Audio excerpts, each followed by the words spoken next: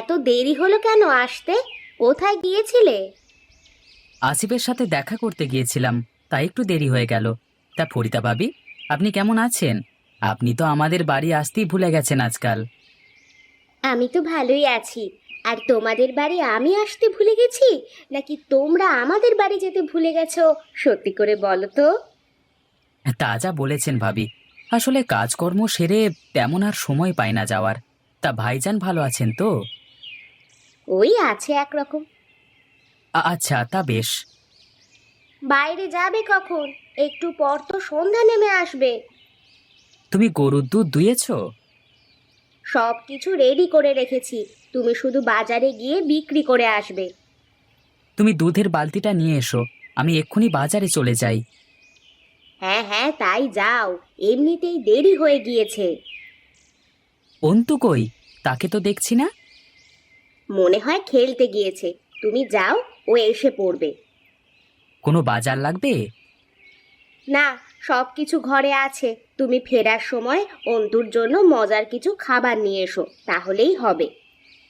আচ্ছা।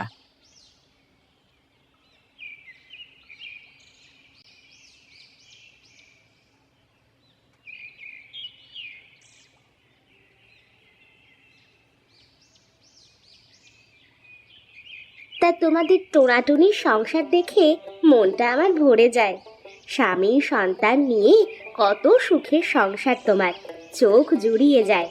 আর আমার অবস্থা দেখো, এত বছর হয়ে গেল, একটা সন্তানের মুখও দেখতে পেলাম না। তুমি এত ভেবো না, সময় তো আর ফুরিয়ে যায়নি।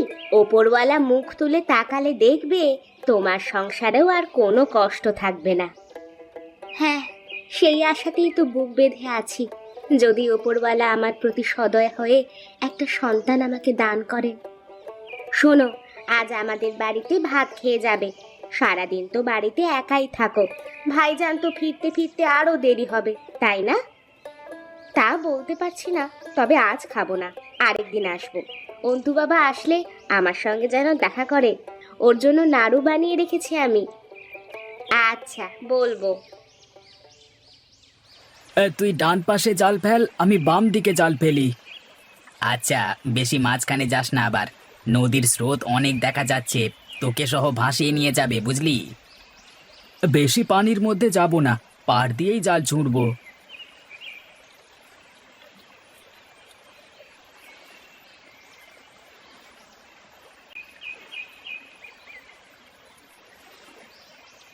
মাছ আটকা পড়েছে। একটা বড় রুই মাছ ধরা পড়েছে জালে। তুই তো আজকে এই মাছ বিক্রি করেই অনেক টাকা পাবি। এদিকে আমার জালে অল্প কিছু ছোট মাছের পোনা উঠেছে শুধু। আরো কয়েকবার চেষ্টা করে দেখ, আরো কিছু মাছ ধরতে পারিস কিনা। আমার দিকে বেশি মাছ নেই বলি মনে হচ্ছে।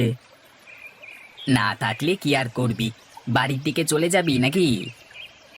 মাছই তো ধরতে পারলাম না। এই ছোট মাছ বিক্রি করে কত টাকা আর পাবো? সংসারে চাল ডালই তো কেনা যাবে না। তাহলে তুই এখন আরো মাছ ধরবি, বাড়িতে ফিরবি না? না রে, এখন ফিরবো না, আরো একটু দেখি মাছ ওঠে কিনা। আচ্ছা, তুই তাহলে থাক, আমি চলে যাই কেমন? তাড়াতাড়ি বাড়ি ফিরতে হবে, আবার আবার বাজারে যেতে হবে তো। ঠিক আছে, তুই চলে যা, আমি একটু পরে আসছি।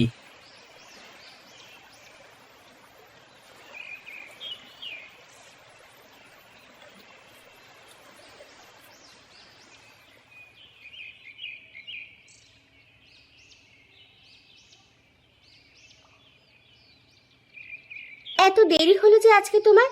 তোমার বন্ধু কাশেম ভাই তো অনেক আগেই চলে আসছে। আজকে অল্প মাছ জালে ধরা পড়েছিল, তাই আরো কিছু মাছ ধরতেই দেরি হয়ে গেল। তুমি গোসল করে আসো, আমি খাবার দিচ্ছি। আমি জলদি গোসল শেষ করে আসছি, তুমি দ্রুত রান্না শেষ করো, আজকে দেরি হয়ে যাবে বাজারে যেতে। তুমিই তো আসতে দেরি করলে।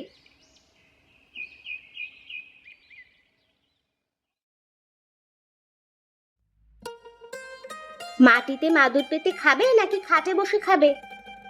খাটেই বসি, খাটের ওপরই প্লেটটা নিয়ে এসো। আচ্ছা, তাই দিচ্ছি।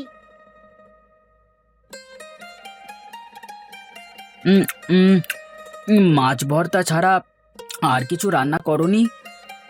ঘরে কোনো বাজার ছিল না, কিভাবে রান্না করব বলো? আচ্ছা, বাজার থেকে ফেরবার সময় বাজার করে নিয়ে আসবো। পুঁই শাক পেলে নিয়ে আসবে, ছোট মাছ দিয়ে রান্না করলে অনেক মজা লাগে। ঠিক আছে, নিয়ে আসবো। এখন তাড়াতাড়ি খাওয়া শেষ করো, বাজারে যেতে দেরি হয়ে যাচ্ছে।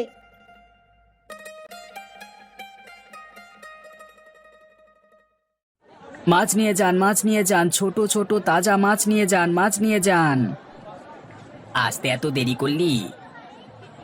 গোসল করে খাওয়া শেষ করে আসলাম তো, তাই দেরি হয়ে গেল। তা তোর মাছ বিক্রি শেষ হয়ে গেছে নাকি? বড় রুই মাছটা বিক্রি হয়ে গেছে, আর অল্প কিছু আছে। তা বড় রুই কত টাকায় বিক্রি করলি? 300 টাকা। বলিস কি রে? হ্যাঁ।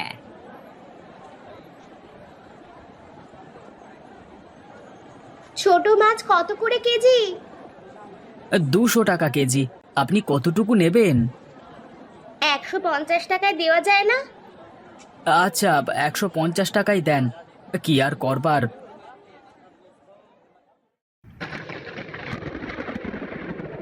হঠাৎ আচমকা বাতাস শুরু হয়ে গেল। বেশিক্ষণ বাজারে থাকিস না, মনে হয় ঘূর্ণিঝড় উঠবে। আমারও তাই মনে হচ্ছে। আজকে আর মাছ বিক্রি করব না, এক্ষুনি বাড়িতে চলে যাব। আমার একটু বাজার করা লাগবে, তুই যা, আমি আসছি।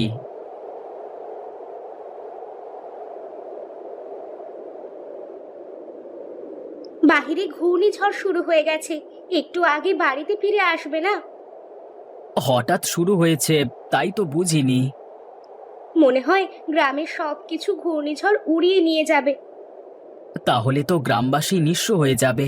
কালকে তো মাছ ধরতে যেতে পারবো না, যেভাবে বাইরে বাতাসের সাথে বৃষ্টি হচ্ছে। সারা রাতই মনে হয় ঘূর্ণিঝড় হতে থাকবে। আমারও তাই মনে হচ্ছে। বাজার করতে পেরেছো তুমি? হ্যাঁ, পুঁই শাক নিয়ে এসেছি কিছু। ভালো করেছো, অনেক রাত হয়ে গেছে, খাবার খেয়ে নাও এখন। তুমি ভালো করে দরজাটা আটকিয়ে রাখো। আচ্ছা।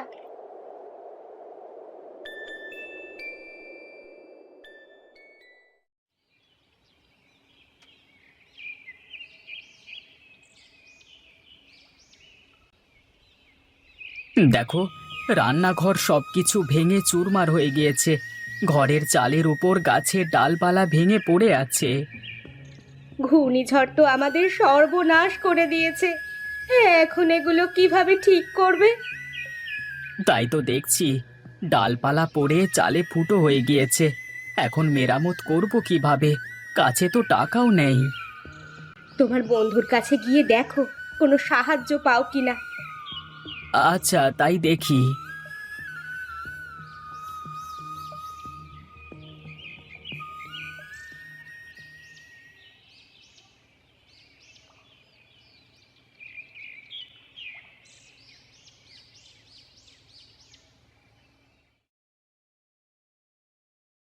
তোর বাড়ি তো ঠিকই আছে, এদিকে আমার বাড়ির চালে ডালপালা পড়ে ফুটো হয়ে গিয়েছে। গ্রামের প্রায় সকলের বাড়িরই একই অবস্থা। তো আমি কি করব? আমাকে কিছু টাকা ধার দে না রে, পরে পরিশোধ করে দেব। আমার কাছে কোনো টাকা নেই। খুব অভাবে পড়ে তোর কাছে এসেছি, আমি জানি তোর কাছে টাকা আছে। খালি হাতে আজ আমাকে ফিরিয়ে দিস না। তুই এখন বাড়িতে চলে যা, আমার কাছে কোনো টাকা নেই।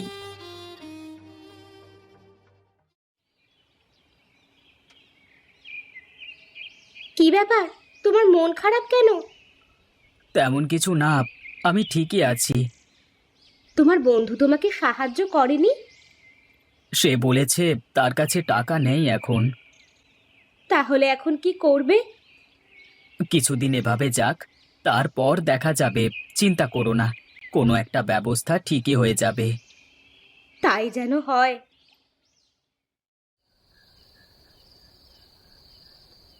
নদীর কাছে বনের মধ্যে একটা জাদুর পুকুর। জাদুর পুকুরে পানির নিচে হিরে মুক্ত সোনা দিয়ে ভরে আছে।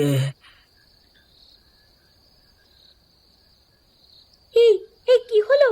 কি বলছো এসব? কিসের পুকুর? হ্যাঁ, হ্যাঁ, একটা একটা স্বপ্ন দেখেছি। ঘুমিয়ে পড়ো, এখনো অনেক রাত বাকি।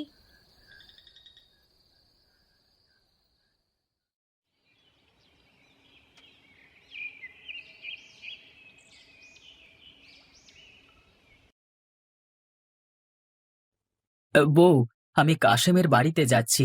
তুমি রান্না করে রাখো, এসে ভাত খাবো। এত সকালে তোমার বন্ধুর বাড়ি কি দরকার? এমনি, তেমন কিছু না।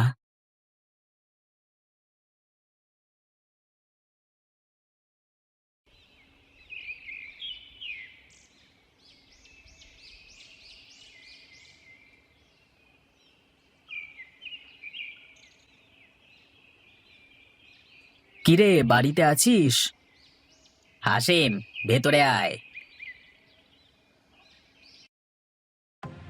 তা বল, এত সকাল সকাল আমার বাড়িতে? একটা কাজে এসেছি। বল। রাতে একটা স্বপ্ন দেখলাম যে বনের মধ্যে একটি পুকুর ভর্তি শুধু হিরে, মুক্তো, মণি আর সোনা দিয়ে। বলিস কি রে? তা তুই কি করতে চাস এখন? সেগুলো নিয়ে এসে বাজারে বিক্রি করে গ্রামের মানুষের মধ্যে ভাগ করে দিতে চাই। এই টাকা দিয়ে সবাই তাদের ঘরবাড়ি আবার নতুন করে করতে পারবে। কি বলিস তুই এগুলো? সব সোনা মুক্তা যদি নিয়ে আসতে পারি, আমরা দুজনে ভাগ করে নিলে অনেক বড় লোক হয়ে যাব। আমাদের আর কোনো অভাব থাকবে না। তোর মাথা ঠিক আছে? তুই গ্রামের মানুষের কথা চিন্তা না করে নিজের স্বার্থের কথা ভাবছিস? ছি, আমি চললাম, তুই থাক। যেভাবেই হোক, সব হিরে, মুক্ত, সোনা আমার চাই। আমি এক্ষুনি বনের দিকে রওনা হব।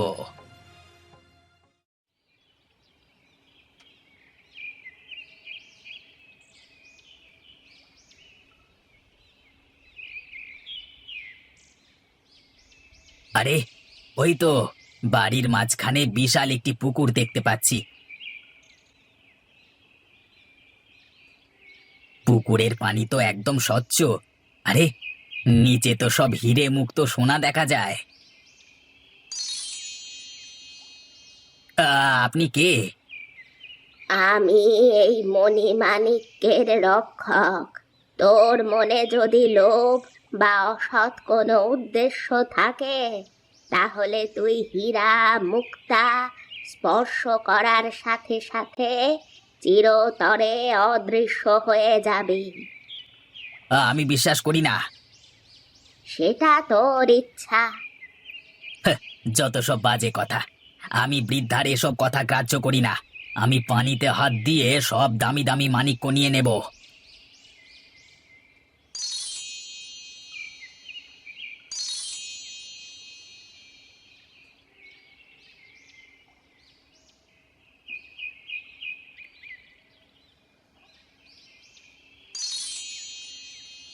আমি এই মণিমাণিক্যের রক্ষক।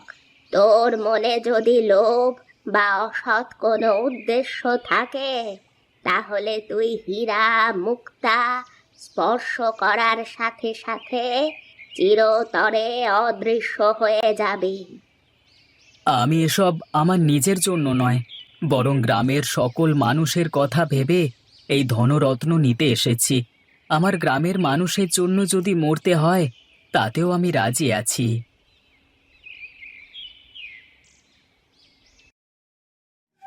ও আল্লাহ গো, এগুলো আমি কি দেখছি? এত সোনা দানা তুমি এগুলো কোথায় পেলে গো? তোমাকে বলেছিলাম না স্বপ্নের কথা। স্বপ্নে এগুলোকেই দেখেছিলাম। এখন তো আমরা অনেক বড় লোক হয়ে যাব, তাই না? না, এগুলো গ্রামের মানুষের মধ্যে সমান ভাগে ভাগ করে দেব, যাতে তারা আবার পুনরায় নতুন করে ঘর বাড়ি বানাতে পারে। কি বলো এসব? এত লোভ ভালো নয়। লোভ করো না। লোভ মানুষকে ধ্বংস করে দেয়। আমি যা বলছি তাই করব। আমাকে ক্ষমা করে দাও, তুমি যা বলবে তাই হবে। আমাদের যা আছে তাই নিয়ে সন্তুষ্ট থাকো। এগুলো সবার মাঝে ভাগ করে দিয়ে আসি।